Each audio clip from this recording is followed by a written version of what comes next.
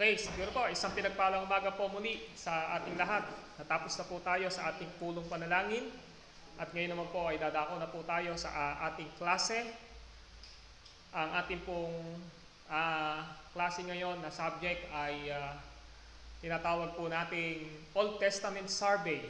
Old Testament Survey. So, ating pong tinitingnan ang mga overview ng mga aklat ng Lumang Tipan mula po sa ating pag-aaral sa mga nakalipas na buwan. Sa unang trimester ay atin na pong napag-aralan ang aklat ng Genesis, ang aklat ng Exodo,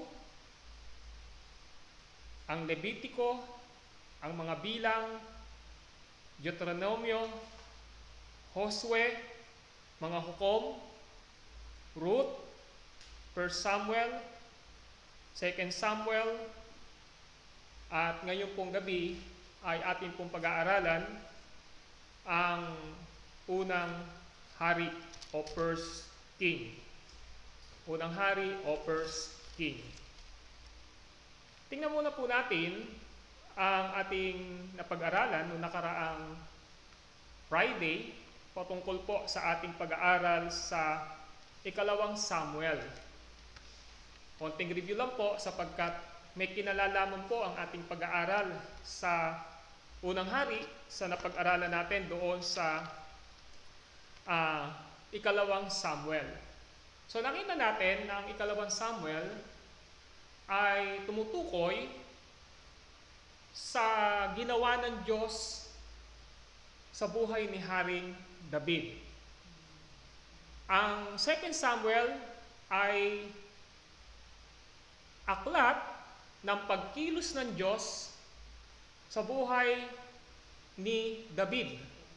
At nakita natin doon na pagkayaring mamatay ni Haring Saul ay nailuklok ang kanyang mga anak sa tinatawag na 11 tribes. Yung anak niya ay nailagay sa 11 tribes at ang naging hari naman ng Huda ay walang iba kundi si Haring David. So bagamat alam natin na sa kanyang pagiging hari ng Huda ay pangako na ng Diyos sa kanya yon na magiging hari siya sapagkat noong 30 anyo siya, doon siya naging hari ng Huda. Pero alam natin sa pag-aaral po natin sa mga nakaraang aklat na may kaugnayan sa buhay ni David, nakita natin na inanoint na siya ni Propeta Samuel nung siya ay nasa teenager pa lamang. At naganap yon nung siya ay nasa ika-30 taon o edad na siya ay naging hari ng Huda. Subalit, matapos na magkaroon ng problema ang mga anak ni Saul, nakita natin after 7 years ay naging hari na si David. Mula sa pagiging Huda, naging hari na siya ng kabuuan ng Israel. At ang Israel na yon ay ang 12 tribo. So inuluklok siya ng Panginoong Diyos. So hindi na Huda lang ang kanyang pinaghaharian, kundi yung 12 tribo ng Israel. Sapagkat nilapitan siya ng matatanda ng Israel. At siya ay ginawang hari ng buong Israel. Pero nakita natin doon, sa kanyang mga ginawa, ay pinagtagumpay siya ng Diyos. Tama po ba? Nakita natin, nabawi nila ang Jerusalem, nakapagpatayo siya ng mga instruktura, laging nagtatagumpay ang kanilang pakikipagdigma, at marami pa pong iba. Pero after that po, nakita natin, King David was fallen to his own sin. At pinahintulutan ng Diyos yun na nahulog siya sa kasalanan. At dalawa yung naging kasalanan niya, nakita ho natin. Yung una, nakasalanan niya ay ang kanyang pagiging adulterous o yung kanyang pagnanasa kay Bathsheba. Tama po ba? And then pangalawa, upang masolo niya si Bathsheba, nakita natin talaga na siya ay gumawa ng paraan kung paano mawawala si Uriah na asawa ni Bathsheba. Kanino? Kay Bathsheba si Uriah. Si Uriah ay soldier o sundalo ni Haring David. So ang nangyari, isinubo at isinugo niya sa labanan itong si Uriah, tapos iniwanan ng mga kasama, kaya namatay. Hindi natuwa ang Diyos kung kaya't sinabi sa kanya na mamamatay yung kanyang anak kay Bathsheba, magkakaroon ng dibisyon at problema ang kanyang mga anak. At nakita natin hanggang chapter 22 ay bagamat nagtagumpay siya, bagamat hindi pa dumating yung time na nagkaroon ng fulfillment o katuparan yung sinabi ng Panginoon sa pamamagitan ni Propeta Nathan na magkakaroon ng pagkahati-hati ang kanyang mga anak, dito ho sa pag-aaral natin sa unang hari, dito ho nakatala. So dito nakatala sa unang hari yung sinasabi ni Propeta Samuel, Propeta Nathan, na sinabi na may magiging problema sa kanyang mga anak. So dalawa ang libro ng hari. So ibig sabihin may first king at saka mayroong second king. Tama po ba? So mayroong unang hari at mayroong ikalawang hari. So alam nyo, ang katotohanan po, mga kapatid, isang libro lang po ang unang hari at saka ikalawang hari. So one book lang po talaga yan. Isang libro lang po yan. Ngayon, tatanungin nyo lang, Pastor, bakit po hinati pa sa dalawa ang libro ng hari? Kasi ang sabi ng scholar, upang mas magawa na madaling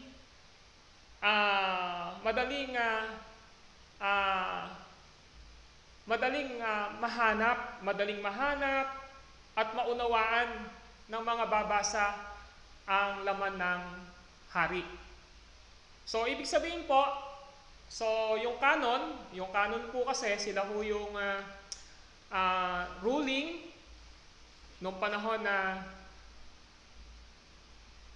pinag-aaralan, sinusuri kung aling libro ang isasama na salita ng Diyos at alin naman ang mga libro na nalikom na hindi kasama sa salita ng Diyos.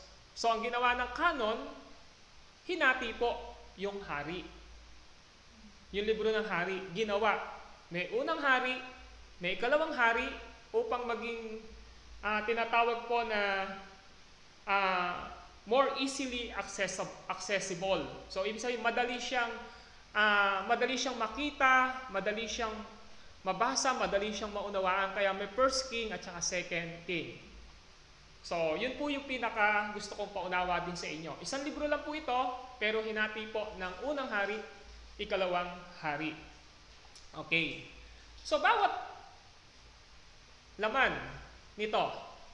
po nito, class, ay may mapakalakas at mapakainam na mensahe. Ano? Ang unang hari at ikalawang hari ay ating mababaybay dito ang bansang Israel. So ang laman po ng unang hari at ikalawang hari ay patungkol sa bansang Israel. So nakita naman natin sa pag-aaral po natin, naniniwala tayo na bagamat ito'y literal na Israel, na bahayang pinili ng Panginoong Diyos, pero pag pinag-usapan po natin ang church o kaharian ng Diyos, ang Israel po ay spiritual na Israel. Tama po ba? So ito yung bayan ng Diyos, ito yung kalipunan ng mga tao na haniligtas ng Diyos. So yun po yung dapat nating maintindihan.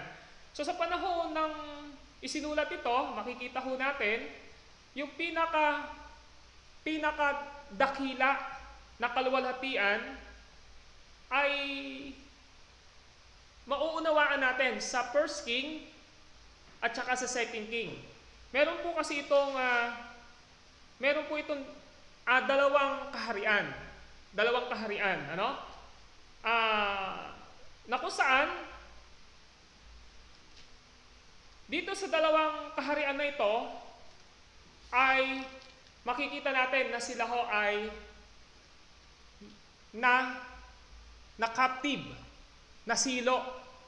So nagkaroon po ng pagkasilo sila o natalo sila o sila ay naging bihag po sila. Kung inyo makikita, mamaya makikita ho natin ang pinakamalungkot na kasaysayan dito sa unang hari. Tinitingnan muna po natin yung background. In First King, tell us the first part of this sad story. Meron pong malungkot dito na kasaysayan. Kung inyo makikita yung 2 Samuel, ang ganda ng nangyari sa Israel dahil sa pagbibigay ng grasya ng Diyos sa pamumuno ni Haring David. Tama? Na nabanggit na natin, merong 4 na magagandang nangyari. Pero nakita din natin na nag-fall siya, pero yung awa at biyaya ng Diyos para maging faithful siya, si Yahweh, kay David, dahil sa kanyang mga ninuno, ay ibinigay pa rin niya. Pero sa First and Second Samuel, First and Second King, makikita natin may malungkot na kasaysayan ng istorya dito. Kasi ang gusto natin makita sa unang hari, dito pinapakita na ngayon yung disobedience and division of Israel. So dito sa unang hari, mga kapatid, meron ng disobedience. Yung disobedience po, yung kanilang hindi pagsunod. Yung kanilang pagre-rebelde po. At hindi pagsunod sa Diyos, at dito din natin makikita, nahati ngayon. Nahati po ang bansang Israel. So napansin niyo po, samantalang noong panahon ni David, united sila, nagkakaisa sila. Pero dito sa unang hari, ay nahati po. Meron tinatawag dito ngayon na dalawang hati ang Israel. Dati noong sa 2 Samuel, sa pag-aaral natin, wala siyang hati, na-unite siya. Nung naging hari na si Haring David, tama? Yung 12 tribes, united siya. Pero pagdating ng First King, meron na pong division. Nagkaroon po ng pagkahati, dalawang hati. Ang tanong, bakit ho nagkaroon ng dalawang hati? Kasi nga, meron pong disobedience. Ano yung disobedience? Sa kanilang hindi pagsunod, saan? Sa Diyos. Hindi pagsunod sa salita ng Panginoon. Kaya nagkaroon siya ng division at nagkaroon ng split o paghihiwalay ang bansang Israel. Parang church din, di ba? Kapag ka mayroon disobedience, saan? Sa loob ng church, especially, hindi sinusunod ang Diyos sa pamamagitan ng kanyang nilagay na consistory o pastor sa loob ng church, magkakaroon po ng tinatawag na disobedience, hindi susunod. So pag hindi sumunod, either na mahati ang church or either na mawala yung pinagmumulan ng hindi pagsunod o yung tinatawag na kaguluhan. So maaari siyang i-separate. Pero kasi, dito sa pag-aaralan natin, hindi Kasi mga hari ito So meron talaga silang madadala. Meron talagang sasama sa kanila, kaya mahati siya sa dalawang bahagi ang bansang Israel. No. So ngayon, ang tanong lang, ba't ito nahati? Ba't ito nahati? Pwede ba buksan lang natin yung unang hari natin sa chapter 11, verse 11? Para lang makita ho natin, bakit siya nahati? Kasi kung inyo titingnan, Unang Hari 11:11. Okay, ang tanong, bakit ba nahati? Kasi eto na nga ho yun eh. Tingnan nyo ha, Unang Hari 11:11. Sa verse 9, tingnan na ho natin sa verse 9. Nahati po. Ngayon ang tanong, ba't nahati? Eto, tingnan nyo, sa verse 9. Nagalit si Yahweh kay Solomon. Ayan na. Pakinggan nyo po. Nakuha nyo na po? Nakita nyo na? Sa Unang Hari 11:11. Pero titingnan ho natin yung verse 9 ha. So doon na tayo magsimula. Unang Hari 11:9. Okay, ang sabi ng verse 9, nagalit si Yahweh kay Solomon dahil sa ginawa niyang ito. 2 beses na napakita sa kanya si Yahweh at pinagbawalan siyang maglingkod sa mga Diyos-Diyosan. Ngunit hindi niya pinansin si Yahweh. Verse 11. Kaya't sinabi nito sa kanya, sinabi ng Diyos ni Yahweh kay Solomon, dahil sa hindi mo paggalang sa aking tipan at hindi mo pagsunod sa aking mga tagubilin, aalisin ko sa iyo ang kaharian at ibibigay ko sa isang alipin mo. Now, ano ang ibig sabihin nito? Nagkaroon ho ng disobedience, hindi pagsunod. Sino ba si Solomon? Si Solomon ay anak po ni Haring David. Naalala nyo sa 2 Samuel, si David? Nagkaroon siya ng asawa at nagkaroon ng anak. At ang naging anak ay si Solomon. So, nung namatay na si Haring David, ang naluklok na hari sa Israel ay si Solomon. So, si Solomon, siya ho ay anak ni Haring David. Ngayon, ang problema, mayroon binanggit dito na hindi siya naging tapat sa utos at salita ng Diyos na ibinigay sa kanya. Kaya dito makikita pa rin po natin sa first part o unang bahagi ng Unang Hari, makikita ho natin dito yung magandang leadership o pamumuno ni Haring Solomon eh. Nagtatagumpay siya eh. From chapter 1, makikita ho natin yan, hanggang chapter 10, ang ganda ho ng nangyayari. Yung blessing ng Diyos o basbas ng Diyos ibinibigay niya kay Solomon dahil sa pangako niya sa kanyang servant na naging hari, si David, ay dumaloy sa kanya. Pero ito yung pinakapangit na nangyari pagdating ng chapter 11 ng Unang Hari. At alam nyo ano ang reason dito? Bumaksak na naman po ang hari ng Israel sa mga babae o adultery. Kaya kung inyong titingnan yung headings po ng chapter 11, tingnan nyo ho. Ang mga asawa ni Solomon. Nakita niyan? Tama po ba? Ganun din po ba yung headings ninyo? Sa chapter 11, may nakalagay ang mga asawa ni Solomon. Ganun pa yung nakalagay sa inyo? Umibig si Solomon, tumalikod si Solomon.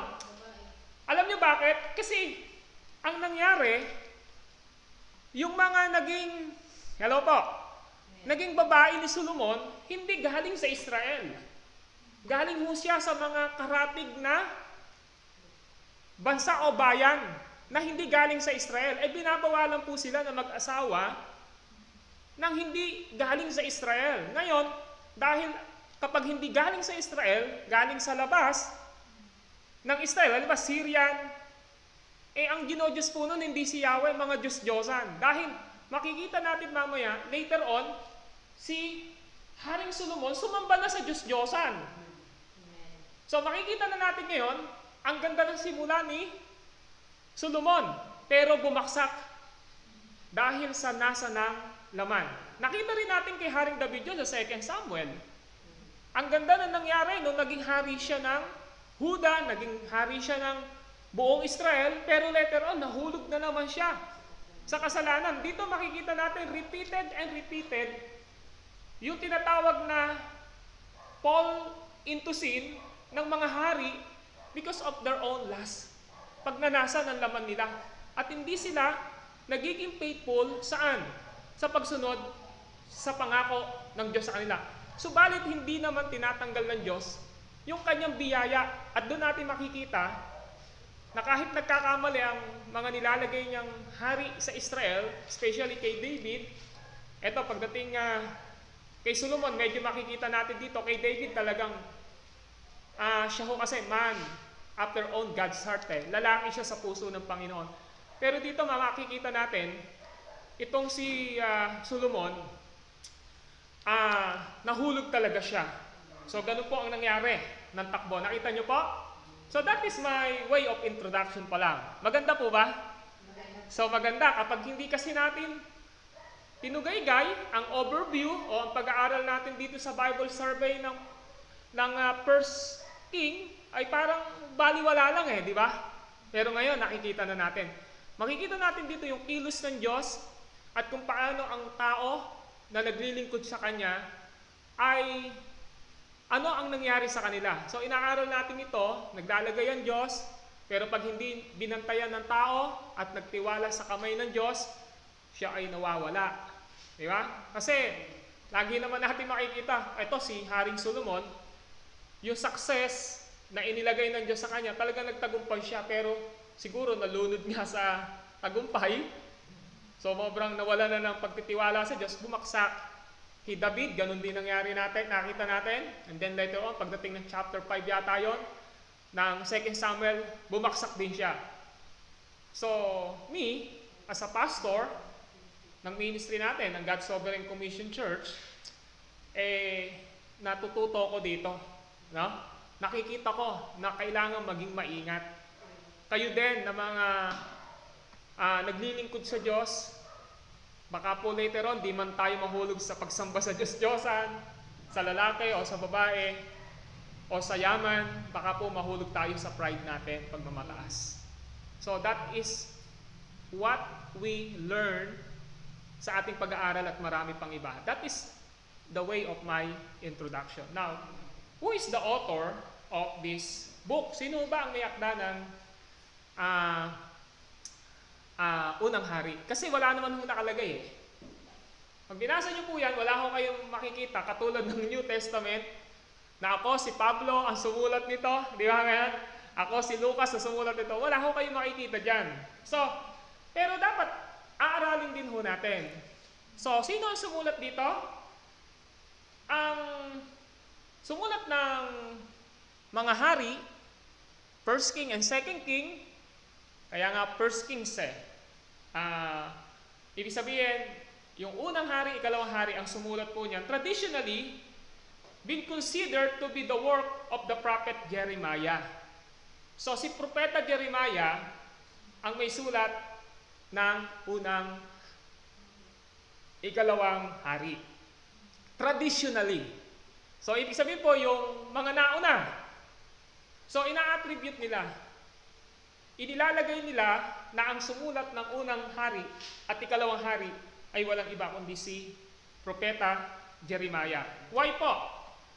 Jeremiah lived during the years preceding to the collapse and captivity of the kingdom of Judah. So sinasabi ng tradisyon, ng kasaysayan na si Jeremiah ang may sulat nito kasi maliwanag po, nasa panahon ng mga taon bago po bumaksak at maging bihag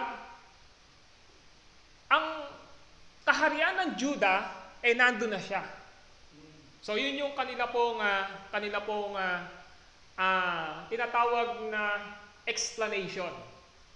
So siguro, wag na rin nating pahabain pa kung sino talaga ang sumulat sapagkat mahalaga dito maintindihan natin kung paano gumawa ang Diyos sa buhay ni Solomon, ng mga servant niya, di ba? So mahalaga makita natin at ano yung gustong ng Diyos na matutunan natin dito as a principle sa buhay natin, because of course 2 Samuel naman First King, yung unang hari ng aklat, is intended for Israel lang naman talaga to, di ba? Ito talaga ay historical particularity para sa Israel lamang. Pero of course, may matututunan tayo sa kanila. So, si Prophet Jeremiah, ang sinasabi nila na sumulat dito. Yung purpose, bakit isinulat ito ni Propeta Jeremiah, it was probably written during the time when the people of Judah were in captivity. So, isinulat ito ni Jeremiah ng panahon na ang Judah ay nasakop na o nabihag na. Now, makinig muna po kayo, bakit Judah lang? Bakit Judah? Kasi kung inyong titingnan yung Judah, is special talaga ito sa Panginoon kasi tinawag si Jesus Christ na Judah. Kasi sa Judah manggagaling ang Messiah.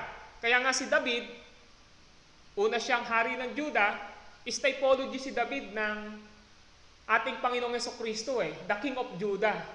So yung makikita natin. So, maliwanag lang na nung sinulat ito ni Propeta Jeremiah, ang Judah ay nasa panahon ng pagkabihag. So bakit niya ito sinulat? Ano yung purpose ni Jeremiah? Bakit niya ito sinulat? To explain to them why they were there. Pinaliwanag niya bakit sila nandun. Bakit kayo nilagay ng Diyos dyan? Sa pagkabihag ninyo. Mamaya makikita natin kung sino yung bumihag sa kanila. Okay? Number 2, to remind them that God's faithfulness to His promises ensure their release. So pinapaalala ni Propeta Jeremiah na ang pagkabihag nila doon ay magpapakita ng katapatan ng mga pangako ng Diyos na sila ay makakalaya. Okay? Kung maalala niyo po, Jeremiah 29:11, may binanggit doon. Ang binanggit po doon sa Jeremiah 29:11, ito ho yung panahon na ang Judah ay captivated po ng kundi Syrian, Babylonian. May binanggit dun sa verse 11, yung paborito ng mga tao, Jeremiah 29:11. Ako lamang ang nakakaalam ng mga panukalang inihanda ko para sa ikabubuti ninyo at para dulutan kayo ng pag-asa sa hinaharap. Nung sinulat ni Jeremiah ito, it is referring din doon sa Judah. Ngayon, kung inyong titingnan yung Jeremiah 29:11, ang context nito, ang sulat ni Jeremiah sa mga tinapon. So, nung panahon na ito, ay makikita natin na pinalaya na sila. Yun mga taga-Judah. Kaya makikita natin yung isang purpose, bakit sinulat ang sulat ng mga hari, ay para ipakita sa mga Israelita na tapat ang Diyos, palalayain sila, sapagkat ang pangako ng Diyos ay tapat sa kanila na sila ay makakalaya. Of course, pinaliwanag niya bakit kayo na captive, bakit kayo na nabihag dyan. Okay? So sa Jeremiah 29:11, that is intended for Israel. Yung Jeremiah 29:11, madalas sinasabi natin, para sa atin yun Yeah? Tapos yung mababasa nyo, yung 2 Chronicle, kung ang aking bayan ay hahanapin ako at tatalikod sa kanilang mga kasalanan, patatawarin ko sila at sila'y pagpapalain. That is intended then, do sa, may connection siya dito sa pinag-aaralan natin sa unang hari. Okay? Pangatlo, to show them how they must live when they finally return to the land. Kung inyo makikita, sinasabi dito ni Jeremiah na kapag kayo ay nakalaya na, ano yung gagawin ninyo doon sa lupang pupuntahan ninyo? Nasa Jeremiah 29 po yan Ang sabi doon, sa verse 5, magtayo kayo ng mga bahay at diyan kayo tumira, magtanim kayo at inyong kanin ang bunga niyan, mag-asawa kayo upang magkaanak, hayaan ninyong mag-asawa ang inyong mga anak nang siya'y magsipag-anak din. Magpakarami ka riyan upang hindi kayo manatiling kakaunti, pagyamanin ninyo ang mga lungsod na pinagdalahan sa inyo, idalangin ninyo sila sapagkat kayo rin ang makikinabang kung sila'y umunlad. Huwag kayong padaya sa inyong mga propeta at mga manghuhula, huwag kayong maniwala sa kanilang mga panaginip. Kabulaanan ang sinasabi nila sa inyo, sila'y hindi ko sinugo. Verse 10, ito pa ang sabi ni Yahweh, pagkatapos ng 70 taon sa Babylonia, kayo'y dadalawin ko, tutuparin ko ang aking pangako, ibabalik kayo sa lupain ito. Ako lamang ang nakakaalam ng mga panukalang inihanda ko para sa ikabubuti ninyo at para dulutan kayo ng pag-asa sa hinaharap. Kung maganap na ito, sabi rito, kayo tatawag, lalapit at dadalangin sa akin at diringgin ko naman kayo. Ako hahanapin ninyo, masusumpungan, kung buong puso ninyo akong hahanapin. Oo, ako'y matatagpuan ninyo, sabi ni Yahweh, at ibabalik ko ang iyong mga kayamanan. Titipunin ko kayo mula sa lahat ng bansa, puok at pinagdalahan sa inyo, at ibabalik sa dakong minulan ninyo bago kayo mabihag. So that is what Jeremiah purpose. So there are three reasons, there are three reasons bakit sinulatan ni Jeremiah sila, ang Israel, dito sa first and second king. Una, pinaliwanag niya bakit sila nabihag. Pangalawa, pinaalala niya na ang Diyos ay tapat sa kanyang pangako at tinitiyak ng Diyos na sila ay makakalaya. Pangatlo, pinakita ni Jeremiah kung paano sila mamumuhay ng tapat sa Diyos sa panahon na sila ay nakalaya na. So ngayon, meron pong dalawang structure. So that is the purpose, yun yung layunin. Ngayon, tingnan natin. Meron siyang structure. Pag sinabi natin structure, ilang hati ba ang unang hari? Ang unang hari po ay meron po 22 o 22 na kapitulo. 22 chapter. So ito po ay dalawa. Yung una, papakita rito mula kabanatang 1 at hanggang kabanatang 11. Okay, makinig po kayo. So hahatiin na natin. Dahil ito ay 22 na kapitulo, i-divide na lang natin sa dalawa yung 22. 11, di ba? So yung chapter 1 hanggang chapter 11 ay tumutukoy na ito yung 40 years. Okay, makinig po kayo. 40 years ng paghahari ni Solomon sa kabuuang bansa ng Israel. Bilangin nyo, 40 Ngayon, yung chapter 12 hanggang chapter 22, yung natitirang 11, the first 80 years of divided kingdom. So, sa chapter 40, sa chapter 1 to 11, 40 years. Tapos ipinakita na rito sa chapter 12 hanggang 22, yung 80 years. 80 years na pagkakahati-hati ng bansang Israel. So nahati po ngayon ng dalawa. Isang, kung di ako nagkamali, isang Northern Kingdom at saka Southern Kingdom ang Israel. Balikan ko lang po para hindi kayo maggulo. Di ba may Jeremiah akong binasa kanina? Naalala nyo? Jeremiah 29:11. Naalala nyo po ba yon? Pansinin nyo lang po. Pakinig lang po kayo. May binanggit po kasi rito Okay. May binanggit dito yung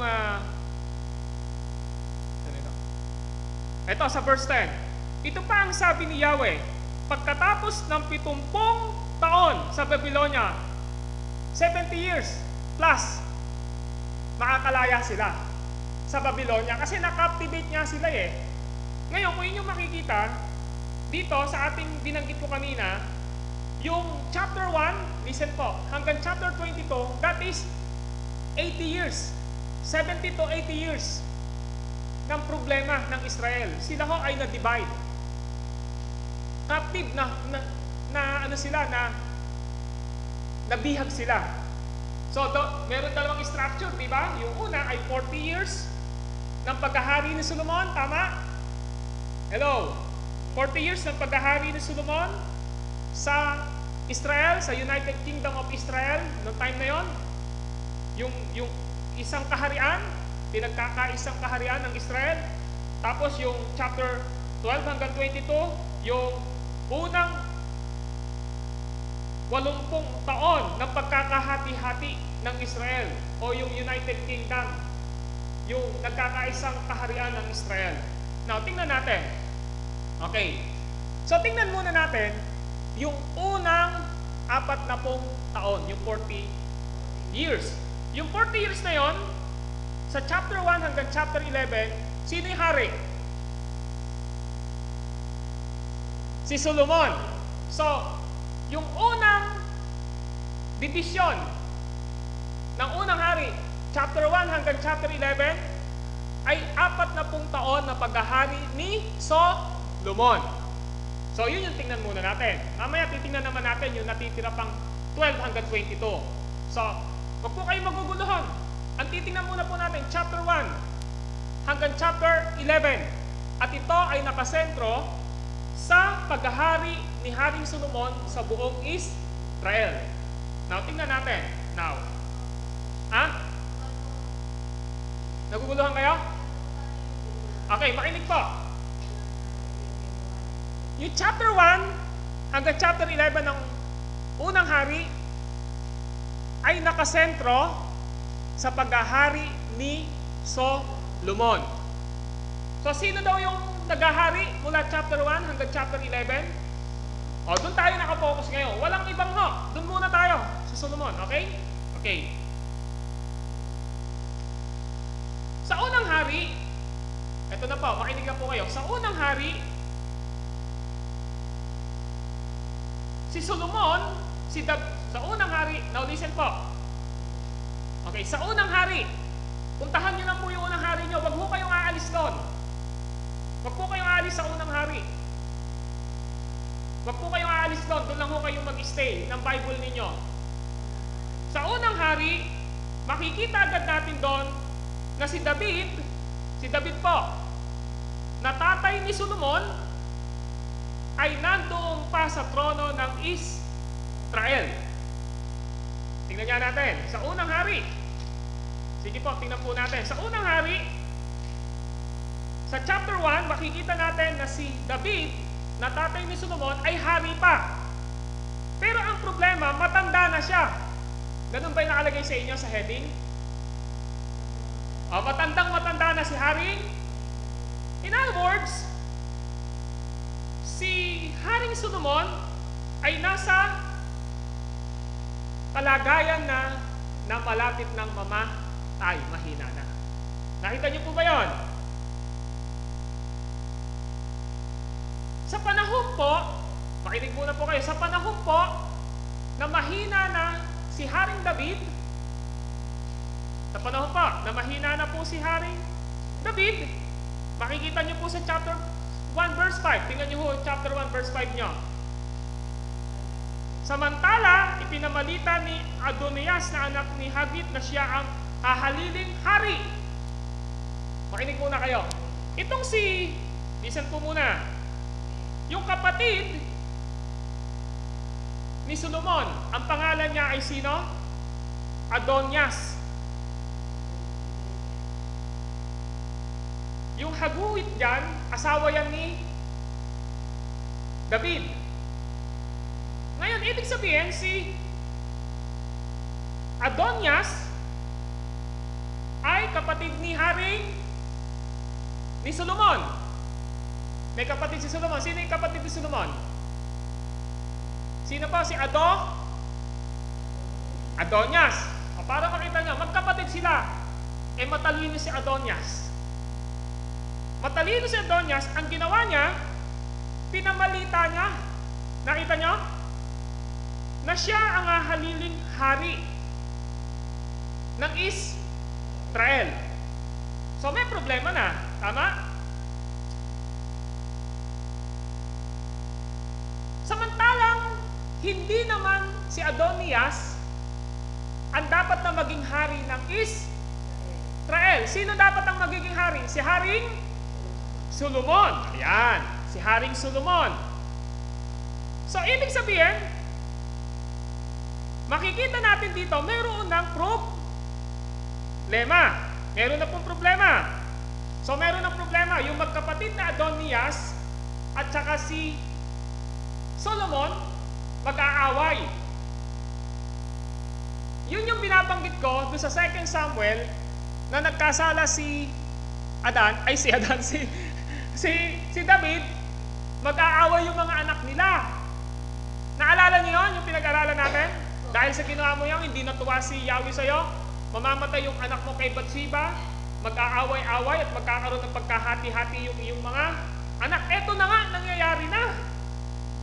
Mahirap pala yun, ano? Kaya dapat tayo pag may anak, ano yung sabihin natin? Dapat nasa maayos tayong pamumuhay para yung anak natin, maayos din sila na kahit wala na tayo. Anong nangyari ngayon? Si Adonias at saka ngayon si Haring Solomon, ano yung nangyari?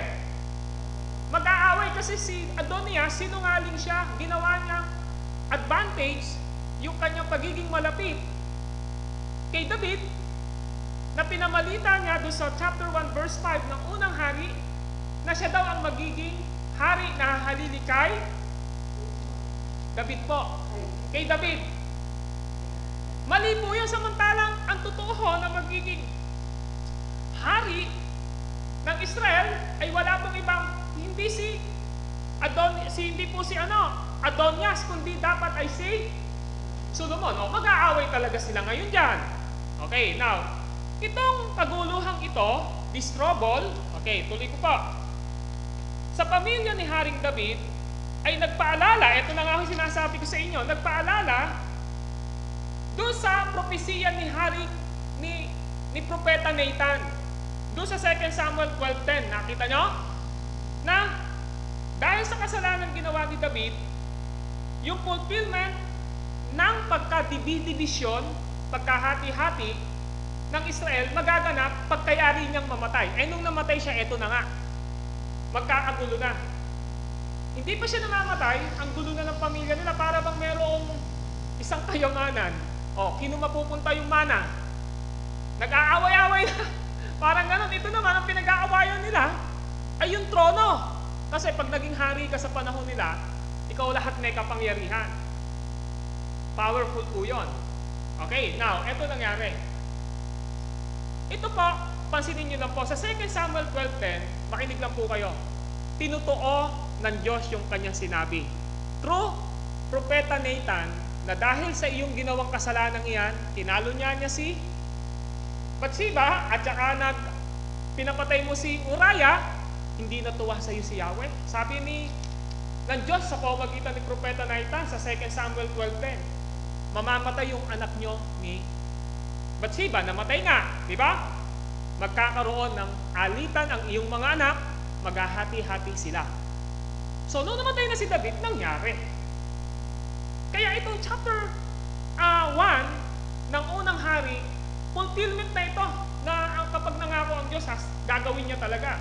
So, ang nangyari ngayon ay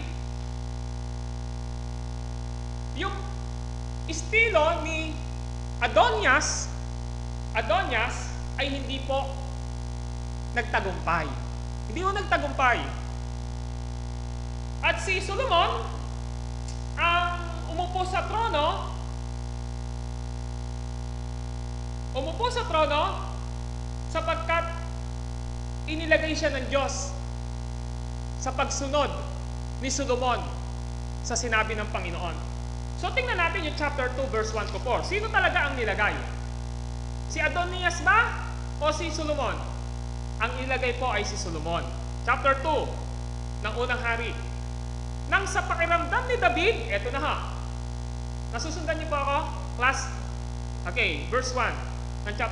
Nang sa pakiramdam ni David ay nalalapit na ang kanyang pagpanaw, nakita niyo?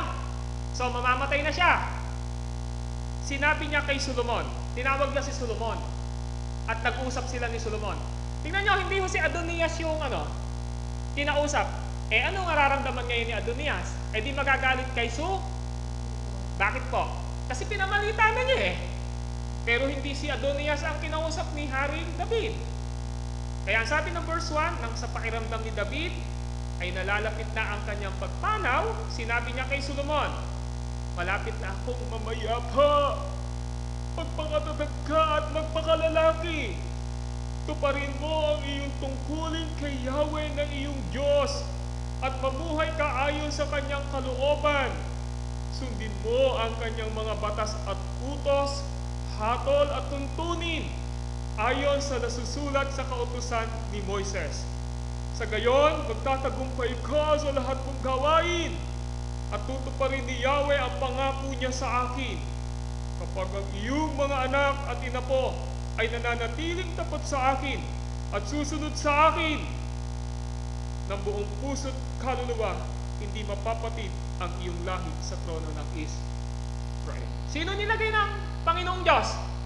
Si David po. Hindi po sino? Hindi, si David yung tatay niya eh. So, si David, kausap niya rito si Solomon, tama? So, sino ngayon ang iniluklok ni David para maging hari ng Israel? Sa chapter 2, si Solomon. Sino ngayon ang hindi niya niluklok? Adonias. Okay, so tingnan lang po natin mabuti. So, nakita niyo pa. So, eto ngayon. Sa una, eto maganda. Sino ngayon ang hari na ng Israel? Si Solomon. Okay. Eto mga kapatid, makinig kayo. Sa una, si Solomon ay sumunod sa lahat ng inaatas at ang pagpapala ng Diyos ay ibinuhos sa kanya. Hello? Di ba may bilin sa kanya yung tatay niya na si David? Sa chapter 2 verse 1 to 4, yung binasa natin? So sinunod niya lahat yon. At dahil sinunod nga niya yon, pinagpala siya ng Diyos at ibinuhos kay Haring Solomon ang pagpapala. Okay. Tinupad ng Diyos ang hinihingi niyang karunungan at ibinigay ng Diyos, bukod pa sa hinihingi niyang karunungan, ang kasaganaan at pagtatagumpay. Puntahan natin ngayon yung chapter 3. Okay, chapter 3 na po tayo. Okay, buksan niyo. Unang Hari chapter 3 verse 5. Nakita nyo? Okay, Unang Hari chapter 3 verse 5 to 14. Makinig po kayo. Kinanabihan, eto makinig po kayo. So sa chapter 3 verse 1 hanggang 4, tingnan muna natin yung verse 3. 3:3. Inibig ni Solomon si Yahweh at tinalima niya ang mga tagubilin ng kanyang amang si David. Sinunod ba niya ang lahat ng tinagubilin ni David doon sa chapter 2 na binasa natin? Opo. Okay? Tapos minahal ba niya si Yahweh? Opo. Minahal kasi yun yung bilin sa kanya ng tatay niyan si David sa chapter 2 verse 2 to 4. Ayan. Ngayon, ito po ang tuloy natin. Doon po sa verse 5, puntahan na po natin, tuloy ko, chapter 3 na ho tayo verse 4. Minsan, pumunta si Solomon sa Gabaon upang maghandog, sapagkat iyon ang pangunahing sambahan sa burol. Nag-alay na siya roon ng daan-daang handog at susunugin noong una. So, napaka-obedience po ni Solomon. Pagmahal siya sa Diyos. Sinunod niya yung sinabi ng tatay niya, sinunod niya sa Diyos, minahal niya. Verse 5. Kinagabihan, samantalang siya'y naroon pa sa Gabaon, napakita sa kanya si Yahweh sa panaginip. Tinanong siya ngayon ni Yahweh, ano ang ibig mong ibigay ko sa iyo? Sabihin mo, wika sa kanya. Verse 6. Sumagot si Solomon, tinahabagan ninyo at puspusang minahal ang aking amang si David na maging tapat sa inyo, matwid at malinis ang puso, at ipagpatuloy ninyo ang inyong pagkalinga sa kanya nang marapati ninyong paluklukin sa kanyang trono ang isa niyang anak. So siya yon, si Solomon. Verse 7, Yahweh aking Diyos, ayan, tingnan nyo. Yahweh aking Diyos, nakita nyo? Ginawa mo akong hari bilang kahalili ng aking amang si David. Bagaman ako'y bata pa at walang karanasan. Bata pa po siya. Pinapamuno mo ako sa iyong bayan, sa bayang ito na hindi mabilang sa dami. Bigyan mo ako ng isang pusong maunawain at marunong kumilala ng masama at magaling, sapagkat sino ang maaaring maghari sa bayang ito na napaka-laki. Verse 10. Ikinalugod ni Yahweh ang hiling ni Solomon, kaya't sinabi sa kanya, yamang hindi ka humiling para sa iyong sarili ng mahabang buhay, o kayamanan, o kamatayan ng iyong mga kaaway, kundi ang hiniling mo ay pagkaunawa at katalinuhang humatol ipinagkakaloob ko sa iyo ang hinihiling mo. Binibigyan kita ng karunungan na walang kapantay, maging sa mga nauna, maging sa mga susunod pa sa iyo. At bibigyan pa kita ng mga bagay na hindi mo hiningi, kayamanan at karangalan na di mapapantayan ng sino mang hari sa tanang buhay mo. At kung mamumuhay ka ayon sa kalooban ko, kung susundin mo ang aking mga batas at mga utos, tulad ng ginawa ng iyong amang si David, pagkakalooban pa kita ng mahabang buhay. So, binless siya. Binless po si Haring Solomon. Amen po ba? Subalit, eto na po, pagdating ng chapter 11,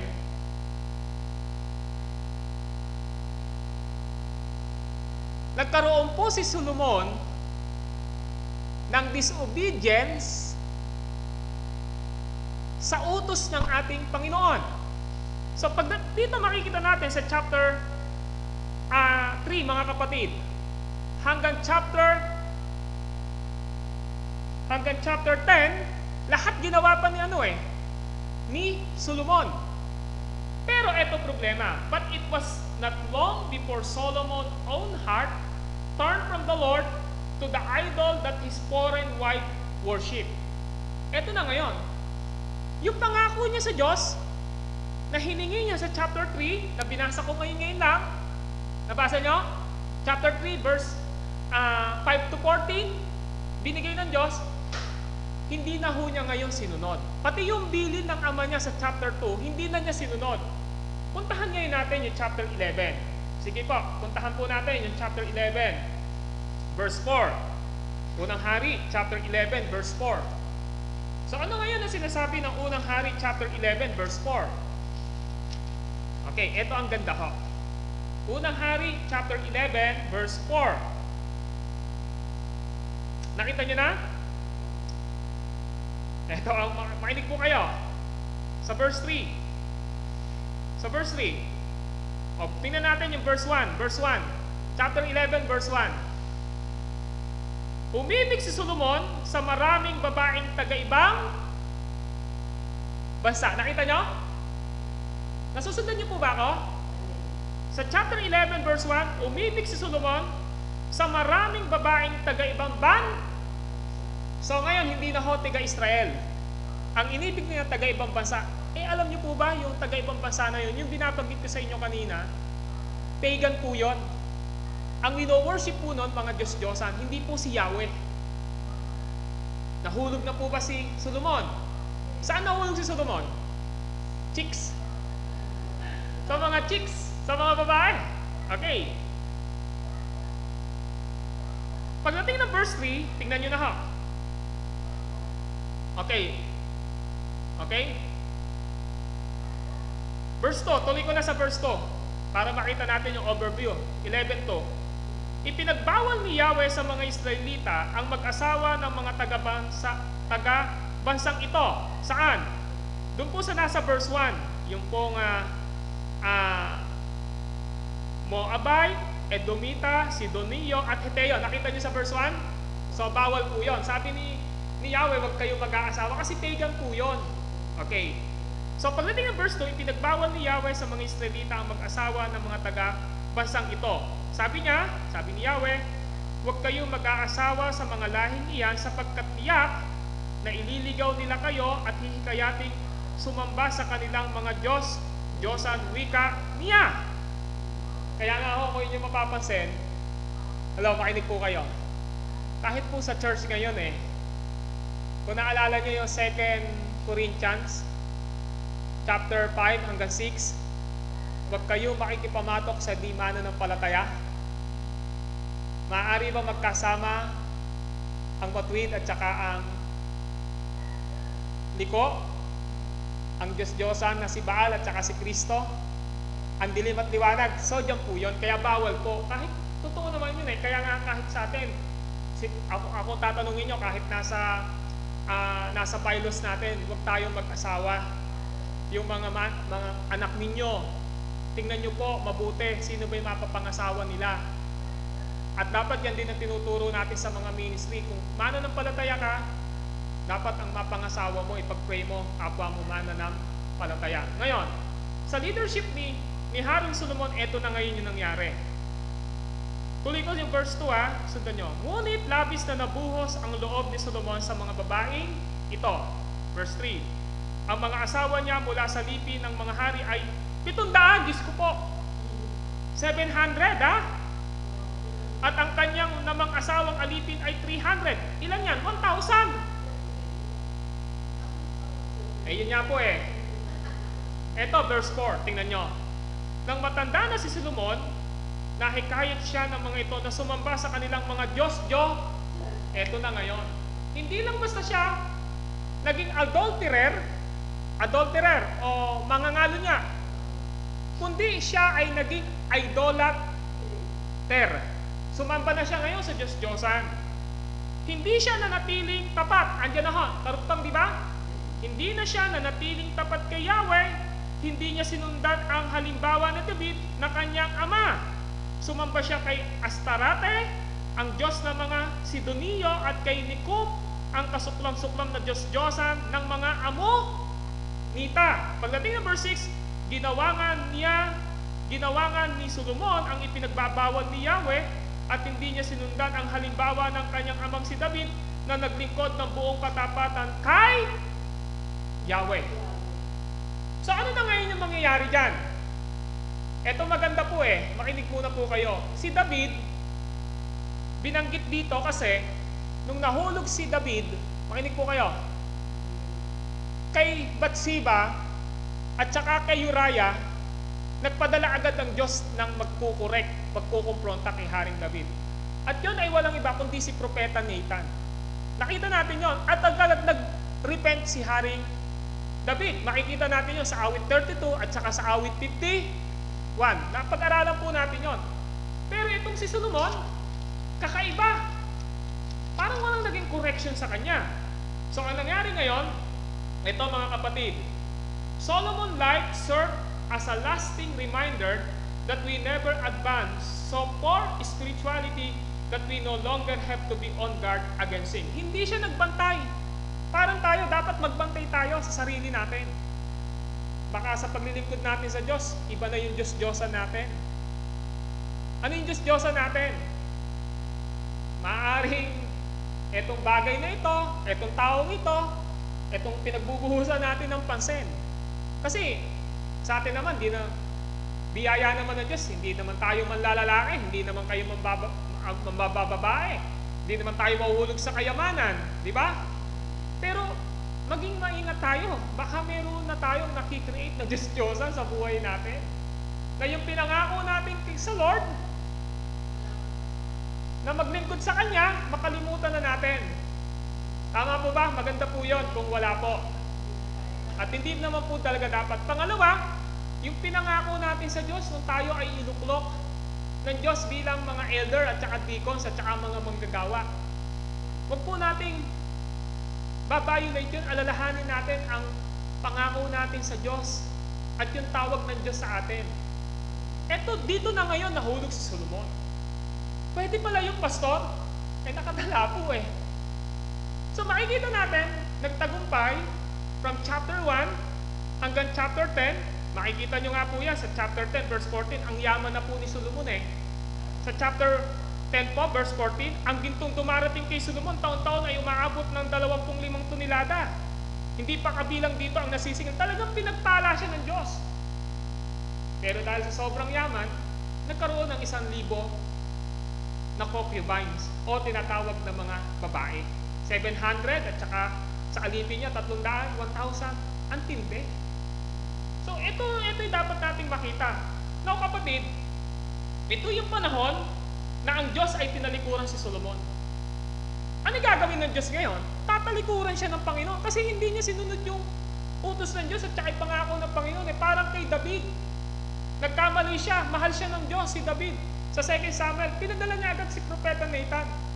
Diba? Yung parable niya, yung tupang, inagaw ng isang mayaman, yung tupang babae, tapos pinapatay pa yung nag-aalaga. Ano gagawin ngayon ng Diyos? Ang gagawin ngayon ng Diyos, tatalikuran niya si Haring Solomon. Eto mga kapatid, It was Solomon's turning from the Lord that caused the nation to divide into two kingdoms. Dahil tumalikod si Solomon sa pangako ng Panginoong Diyos, tinalikuran ni Solomon ang Diyos ni David na nagluklok sa kanya, mahati ngayon ang Israel. Nahati ngayon ang Israel. Nung nahati ang Israel, makinig kayo, meron tinatawag the Kingdom of Israel consisting of 10 tribes. Nahati na. Yung una, 10 tribo, nagkasama-sama yon. At ang unang naging hari doon ay si Jeroboam at saka si Jeroboam, masamang hari po. Noong una, ang hari lang si Solomon. Pero dahil nga ang sama ng ginawa niya, tumalikod na siya, nagalit ang Diyos sa kanya. So nahati, yung 10 tribo ng Israel, si Jeroboam ang naging hari. Masamang hari po yun. Pangalawa, yung isa pang kingdom na meron pong consisting of 2 tribes. Yun nga, yung Judah. Dalawa din po yun, yung Judah tinatawag na yon. At ang Judah po na yon, makikita natin nandun yung Jerusalem, yung capital. Yung capital ng Israel, Jerusalem, na pinagaharian ng mga angkan ni David. Alam nyo kung sino yung naging hari ng Judah? Ang naging hari ng Judah ay si Rehoboam. Masamang hari din po. Yung 10 tribes, ang hari si Jeroam,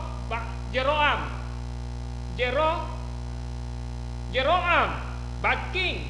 Yung Judah naman, ang naging hari ay si Rehoboam, bad king naman. So ngayon, ang Israel, ano na ngayon? Maka-Diyos ba o hindi? Hindi na ngayon maka-Diyos. Ito yung tinatawag ngayon na nasa panahon sila ngayon ng pagtalikod sa Panginoon. Apostate. Nagkaroon ng apostate, nagkaroon ng pagtalikod sa totoong Diyos. Parang pag nilagay natin sa church, ang Israel, consisting spiritually na church, ay ito yung katotohanan sa atin ngayon. May pangako ang Diyos sa atin bilang mga leader, bilang isang nangunguna sa Kanya, kasi may kasabihan kung ano yung leader mo, yun yung magiging alam at pamumuhay ng mga member mo. Para bang kung ano yung inahin, yun din yung inakay. So, ang binanggit dito ngayon, nagkasala si Solomon, nahati yung Israel, nagkaroon ng 10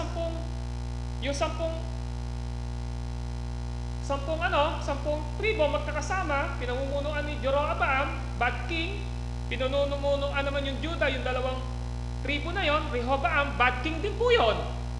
Parang sinasabi natin, church, tinalikuran na yung katotohanan ng Ebanghelyo. Tinalikuran na ang katotohanan patungkol sa ipinamana sa atin ng mga reformer noong 1600. Tapos tinalikuran na natin yung pinalitan na natin. Sige, para dumami na tayo. Ang gawin na lang natin dito ay magkaroon tayo ng tinatawag na bilang mga leader. Tayo na may masusunod dito, parang ganon. Gawin na lang natin dito. Gawin natin itong pragmatic yung church natin. Parang gawin na lang natin na magkantahan tayo. Wala nang pangangaral, iksian natin. Para lang dumami. Pwedeng mangyari po yun. O kaya naman yung leader, pwedeng mangyari yung katulad ng nangyari. Hindi man pambabae, hindi man kayamanan, baka maaaring ano yung pinag-uukulan natin na hiwalay sa kalooban ng Diyos. So mahati po. Ngayon, ito yung nangyari. So the first 80 years of divided kingdom, doon sa chapter 12, makikita na natin ngayon. So nakita na natin yung chapter 11 verse 1. Chapter 1 at chapter 11. Ang ganda ng ginawa ni David kay Solomon. Nilagay siyang hari. Nakita natin. Tapos niluklok siya. Tinupad niya yung pangako niya sa Panginoon. Tinupad niya yung pangako niya kay Haring David. Tinupad ni Solomon yung pangako niya sa Panginoon, yung pangako niya kay David. Pero later on, sa chapter 11, ano yung nangyari sa kanya? Tumalikod siya.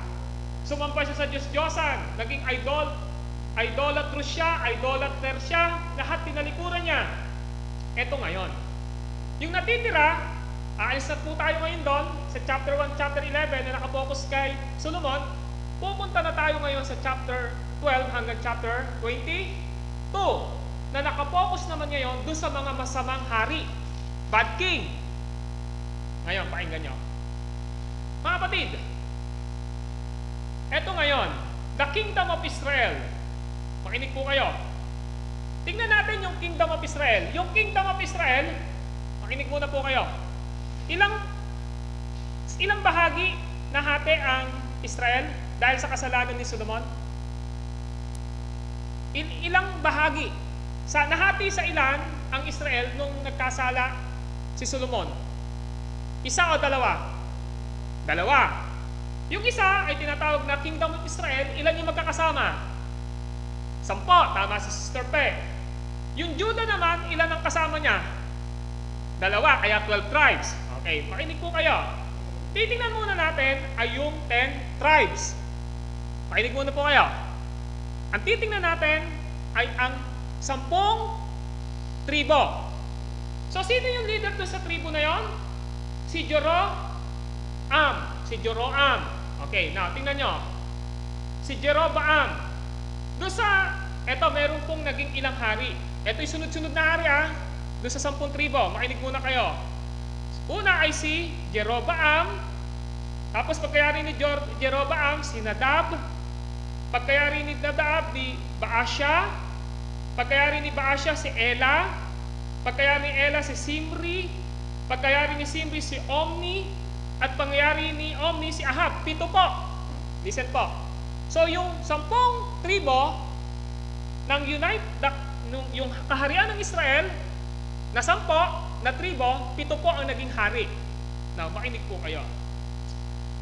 Si Jeroboam ang unang hari. Makinig po kayo. Si Jeroboam na unang naging hari, ito po yung tinatawag na pinaka ulo o chief ni Haring Solomon sa mga manggagawa niyang slave. Alam niyo yung slave? Alipin. So, may mga alipin si Haring Solomon, tapos merong pinaka-chief. Yung namumuno. Yung pong mga slave na yun, laborer niya yun. Mga trabahador niya yun. So, madami po yun. Kaya kung inyo makikita, kahit na yung concubine ni Solomon, 300 dun sa alipin niya Nakita niyo? So, madami yun. Yung alipin niya na yun yung mga laborer niya. Manggagawa niya. Siguro sa lupain, sa lahat ng gusto niyang paggawa. Merong pinaka-heavy yun o chief na nangunguna sa kanila, head nila. At ang pangalan po nun ay si Jeroboam. Yun po yung naghari ngayon. Yun po ngayon yung naghari. Okay? So naghari siya, si Jeroboam, sa Israel, pagkayaring mahati ang Israel. Yung the Kingdom of Israel na may 10 hari, 10 tribo, at saka yung Kingdom of Judah may 2 tribo. So ang pinagarian, listen po, ni Jeroboam ay ang 10 tribo. Nung nag-split. Okay. Bagamat nakita nyo talaga yung resulta ng terrible na pagiging idolatry palasampa ni Solomon, alam nyo po, mas tinindihan pa ni Jeroboam. Di ba sumampa lang si Solomon sa mga Diyos-Diyosan?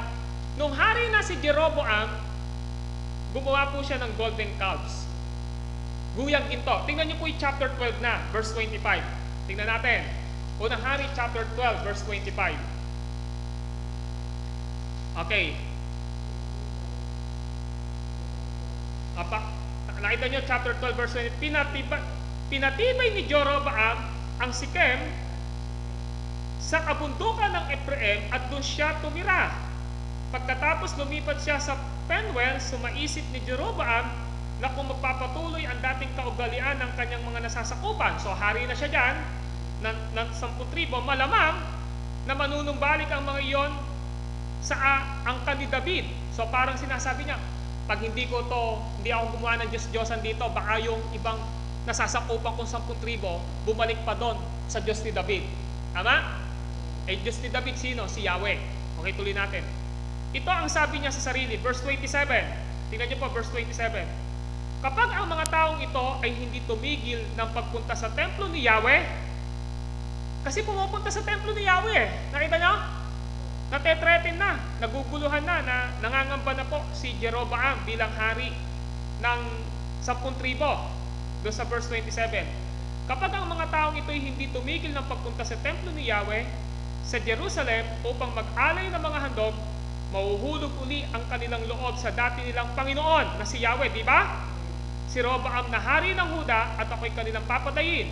Verse 28. Kaya nga matapos mapagkuro-kuro ang mga bagay na ito, gumawa siya ng 2 toring ginto at sinabi sa bayan. Yung toring ginto, ito na yung golden calf. Yung guyang ginto. Ano? Toring ginto, guyang ginto, ito na ho yun, Diyos-Diyosan. Sabi niya, huwag na kayong mag-abalang umahon sa Jerusalem. Narito bayang Israel ang inyong Diyos. Diyos ko, ginawang Diyos. Alin? Yung 2 toring ginto o Diyos-Diyosan. Verse 29. Inilagay niya ang isa sa Bethel at ang isa na may sa Dan. So, 2. Kahit sa sila magpunta, itong 2 tribo nito, sa Dan at saka sa Bethel. At ang bagay na ito'y naging sanhi ng pagkakasala ng Israel. Okay, tuloy natin. May mga pumunta sa Bethel upang sambahin yung una, mayroon namang nagtungo sa Dan upang sambahin ang ikalawa. Ito, verse 31. Hindi pa nasyahan. Nagtayo pa siya ng mga sambahan sa purol at naglagay ng mga saserdoteng hindi mula sa lipi ni Levi kundi mga karaniwang tao lamang. Nagpagawa pa, ang kinuha pa niyang pari, hindi galing kay Levi. Si Levi po, makinig po kayo, yung angkan ni Levi, yun ho ang mga priest, mga pare. Ang kinuha niya, hindi galing doon. Ang gusto ng Diyos, doon lahat manggagaling ang pare sa Levi. Yung mga priest, yung mga maglilingkod kay Yahweh. Kumuha siya sa mga tigadan, kumuha siya sa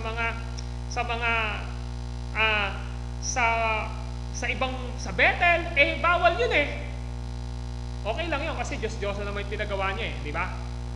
Pagdating ng verse 32, ginawa niyang pista ang 15 araw ng 8 buwan ng taon, katulad ng kapistahang ipinagdiriwang ng Huda. Naghandog siya sa dambana, sa Bethel, sa mga toring ginto na kanyang ginawa roon. At pinaglingkod niya roon ang mga saserdoteng inilagay niya sa mga sambahan sa burol.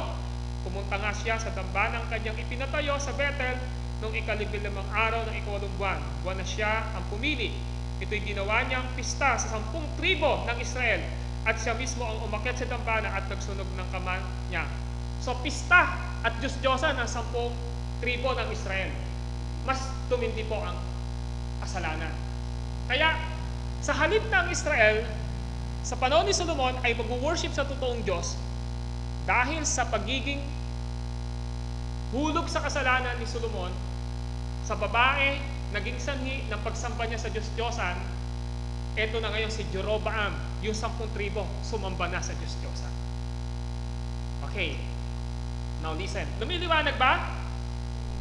Dahil sa mga pagsamba nitong idolatria na ito na pinagawa ni Jeroboam sa kaharian ng Israel, wala na hong katahimikan. Naging magulo na po.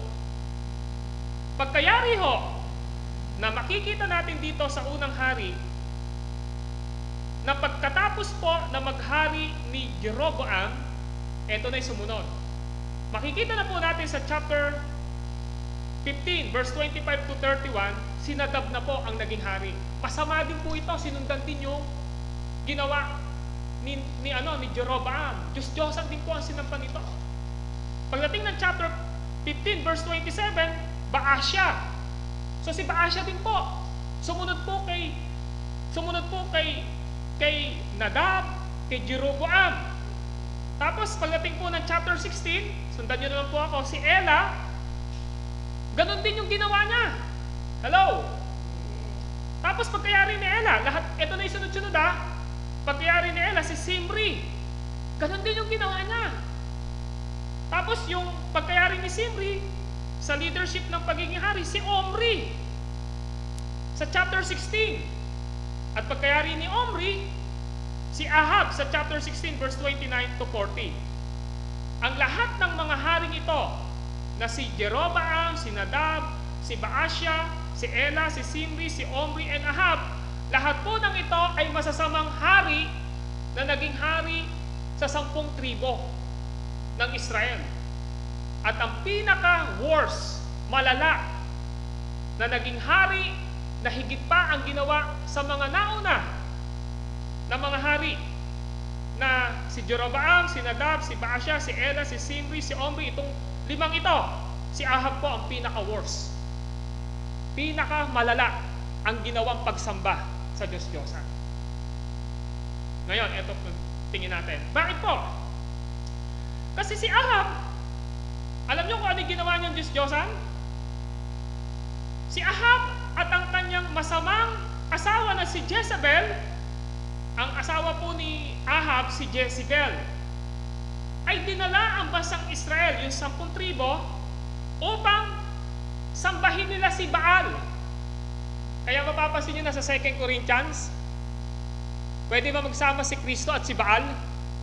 O, nababanggit na po si Baal doon. Si Baal, pinakamatinding naging Diyos-Diyosan nila to. So kaya, si Ahab, pinakamalala siya.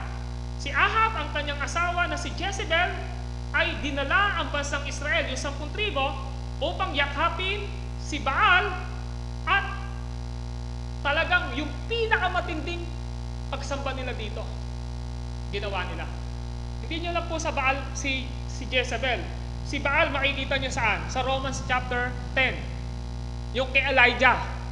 Sabi ni Pablo, Panginoon, sinabi niya sa chapter 10, ako na lang po ang natitira ninyong natitira. Lahat po, sumamba na kay Baal, di ba? Binanggit ni Paul yun. Matindi po yun. Ngayon, eto matindi. So, ang nangyari, ito ay sa panahon ni Haring Ahab na ang Diyos ay nagbigay ng propeta na pukumpronta kay Ahab. At yun na nga po si propeta Elijah. Tingnan niyo po yung chapter 21. Doon na tayo sa chapter 21. Sa chapter 17, tingnan muna natin chapter 17. Tingnan niyo po. Sundan niyo po. Malapit na po tayo matapos. Okay? Sa unang hari chapter 17. Nakita niyo? Chapter 17 verse 1. Nagsalita kay Ahab si Elias na taga Tesbi. Sabi niya, isinumpa ko sa ngalan ni Yahweh ang Diyos ng Israel na pinaglilingkuran ko, hindi uulan ni hindi man lamang magkakahamog ng mga darating na taon hanggang hindi ko sinasabi. Tandaan niyo lang po yan. Puntahan niyo po yung Romans 10. Okay, wag na po natin puntahan. Tatagal pa tayo. Okay. So, tingnan niyo si Elijah sa chapter 21. Puntahan na natin. Chapter 21. Ang ubasan ni Nabat. So, dito makikita na natin sa verse 17. Tingnan niyo verse 17. 21:17. Sinabi ni Yahweh kay Elias na taga Tisbe, madali ka, puntahan mo si Haring Ahab. Makikita mo siya sa Jezreel, sa ubasan ni Nabat, naparoon siya upang kamkamin yon. So, eto makikita natin. Listen mga kapatid. Magtatapos po ang pagiging masama ng mga leader ng Kingdom of Israel na 10 tribo. Yung kahuli-hulihan nilang hari ay sino? Si Ahab, di po ba? Dahil nagpadala na ang Diyos ng propeta. At yun ay walang iba kundi si propeta Elias o Elijah. Nakita nyo? So masama ba yung 12 tribes? Masama yung lahat naging hari, 6.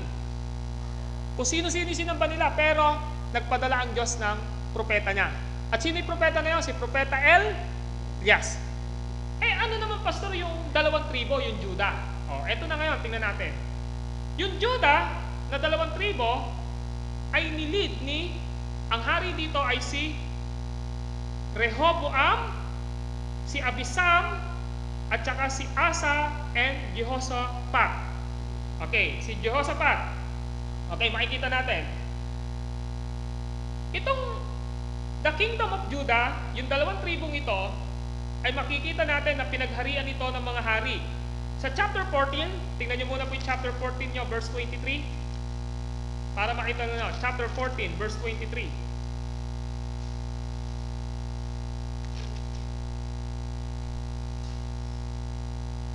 Kita nyo? 14:23. Okay. Ang sabi ng verse 23 ay ito. Nagtayo sila ng sambahan. Eto, tingnan nyo. 1421. Ang pagkahari ni Roboam. Nakita nyo? Okay, nakikita nyo po ba ako? Unang hari, 1421. Naghari naman sa Huda si Roboam. Nakita nyo? O, yung 2 tribu yan. Na anak ni anak din siya ni Solomon. Tama po ba? 41 taon ng kanyang gulang nang siya'y lumuklok sa trono. 17 taon siyang naging hari ng Jerusalem sa lungsod na hinirang ni Yahweh sa lahat ng lipi ng Israel upang pamalagian ang kanyang pangalan. Ang pangalan ng kanyang ina ay Naama, isang taga Amuna. Verse 22. Hindi naging kalugod-lugod kay Yahweh ang pamumuhay ng mga taga-Huda. Tanong, bakit hindi naging kalugod-lugod? Kasi yung hari na si Jeroboam, sunod natin. Ang mga kasamaang ginawa nila ay higit pa sa ginawa ng kanilang mga ninuno. Verse 23. Nagtayo sila ng mga sambahan, mga haliging bato at mga larawan ni Asera sa ibabaw ng batong bawat burol at sa ilalim ng bawat mayabong na punong kahoy. Higit sa rito, may lalaking mahalay sa mga sambahang nagkalat sa buong lupain. Ano pat ginaya ng mga tao ang lahat ng mga kasuklam-suklam na kasalanan ng mga bansang pinuksa ni Yahweh na dumating doon sa bayang Israel. So sumamba din sila sa Diyos-Diyos. Hulog din. Ngayon, tingnan nyo. Sa panahon po ni Rehoboam yan. Paano naman nung nawala na si Rehoboam, namatay siya? Sinundan siya ni Abijam sa chapter 15. Tingnan nyo po, sa chapter 15. Okay. Verse 1 to 8. Noong 18 taon ng pagkahari sa Israel ni Jeroboam, ang anak ni Nabat, naging hari naman doon si Abiam. So, sumunod kay Rehoboam ay si Abiam, na anak ni Roboam. So, si Roboam po, kapatid, yon. Tapos, ang ginawa, tingnan niyo po, verse 3. Ang sinundan niya ay ang masamang bakas ng kanyang ama, si Jeroboam, di ba? Si Jeroboam, anak niya si Nabat, sa verse 3, susundan naman ni Nabat na hari ng Judah. Di yung tatay niya. Ito nangyari sa verse 3. Ang sinundan niya, ni Nabat po, ang masamang bakas ng kanyang ama na hinalinhan niya at hindi ang halimbawa ni David na kanyang ninuno o ng lolo niya. Hindi siya naging tapat kay Yahweh na kanyang Diyos. Gayunman, alang-alang kay David, ang kanyang angkan ay pinagpanatili ni Yahweh. So, ibig sabihin, hindi rin naging maayos. Sumamba pa rin sa Diyos-Diyosan, masama. So, nung nawala si Abijam, sino sumunod? So, tingnan natin. Ang sumunod ay si Asa sa chapter 15, verse 9. Doon pa rin po, verse 9. Noong ika-20 taon ng pagkahari ni Jeroboam, naging hari naman sa Huda si Asa. Naghari siya sa loob ng 41 taon, at sa Jerusalem na nirahan. Pagdating ng verse 11, namuhay si Asa ng matuwid sa paningin ni Yahweh. Ito na ngayon. So, ibig sabihin, yung naunang dalawa, ito nga yung sinasabi ko yung naunang dalawa na si Rehoboam at saka si Abijam, masama ang pagiging hari. Tama? Pero itong si Asa, iba na. Tingnan nyo sa verse 9. Ang sabi doon? Okay. Verse 11. Namuhay si Asa ng matuwid sa paningin ni Yahweh, paris ng kanyang ninunong si David. May remnant, may natitirang matuwid na hari. Tapos pagdating ho ngayon, doon sa verse 12, pinalayas ni Asa sa kaharian ang mahahalay na lalaking naglilingkod sa mga sambahan ng mga Diyosan at winasak ang mga larawan ng mga Diyos-Diyosang ipinagawa ng mga haring nauna sa kanya. Sino hari yon? Sino pa? Si Rehoboam at saka si Abijam. Sino ba yon? Mga lolo niya yun at saka tito niya yun, di ba? Pinag-iba niya. Okay? Pati ang kanyang lolang si Maaka ay inalis niya sa pagkainang reyna sapagkat nagpagawa ito ng isang masagwang larawan na ginamit ng pagsamba kay Asera. Nakita nyo? Ipinagiba niya ang larawang ito at pinasunog sa batis ng Cedron. Bagamat hindi niya maipagiba ang mga sambahan sa burol, si Asa ay nanatiling tapat kay Yahweh habang buhay. Ipinasok niya sa templo ang mga handog ng kanyang amang kay Yahweh, gayon din ang kanyang sariling handog na ginto, pilak at kasangkapang sagrado, etc. etc. So, eto na. So, meron na bang gumaganda na sa Huda? Meron, sa panahon ni Asa. So, pagkayari nun, sa chapter 22, yung kahuli-hulihan, si Jehoshaphat po. Chapter 22, punta na po tayo, matatapos na tayo. 22, verse 41. Chapter 22, verse 41. Tingnan niyo po sa verse 41. Chapter 22, verse 41 ng unang hari. Naging hari ng Huda si Jehoshaphat na anak ni Asa. Si Asa nagkaroon ng anak. At yung anak niya ay si Jehoshaphat na humaliling hari sa kanya. Tuloy ko. Naging hari ng Huda si Jehoshaphat na anak ni Asa nung ika-4 na taon ang paghahari ni Akab sa Israel. 35 taon ang gulang niya nung siya'y maluklok sa trono ni Huda at naghari siya sa Jerusalem sa loob ng 25 taon. Siya anak ni Ayuba at tinularan niya ang halimbawa ng kanyang amang si Asa, matuwid ang gawa niya sa paningin ni Yahweh. Okay, matuwid bang hari ito? Matuwid na, ayan. So, ito yung sasabihin ko sa inyo. Sa Huda, 2 ang masamang hari, pero 2 ang naging mabuting hari. Iisang angkan. Si Jeroboam, tapos si Abijam, mag-ama din, masamang hari. Tapos meron silang naging naging anak si Asa, mabuting hari, maka-Diyos. At sumunod ay si Jehoshaphat, maka-Diyos, mabuting hari, tinupad. So ano kaya ang mangyayari ngayon? Ang mangyayari po, ang Huda, na ang pinakasentro ng Jerusalem nito, ay naging tapat sa Panginoon. Pero anong nangyari doon sa Kingdom of Israel na 10 tribo, na pinangunahan ng 5 masasamang hari? Ano din nangyari sa kanila? Yung po ang nasa ikalawang hari. Naaaralin natin sa susunod. Doon natin itutuloy. Yung Kingdom of Israel na mayroon 10 tribo. At yun namang Huda, dito pa lang sa unang hari, makikita natin, 2 masama na mag-ama, pero sinundan ng kamag-anak nila na 2 naging hari, naging maka-Diyos. Mga kapatid, ibig sabihin po, now listen, 2 bagay ang pinakikita sa atin dito. We need to be faithful to our God who saved us and called us. Kailangan po natin maging tapat sa Diyos na tumawag sa atin at nagligtas sa atin. Mga kapatid, ang pinakamahalaga dito ay ang pagsunod natin sa Diyos, dahil binigyan niya tayo ng pagtitiwalaan sa ating katapatan. At yun ay walang iba kundi ang kanyang salita. Ang kanyang salita at ang kanyang ebanghelyo. Huwag po tayong susuway sa Diyos. Amen? Huwag po nating susuwayin ng Diyos. Pangalawa, makikita natin dito, mga kapatid, maaaring hindi maging tapat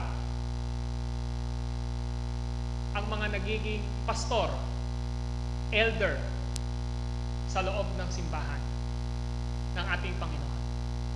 Pero ang Diyos ay tapat sa kanyang pangako na hindi niya hahayaan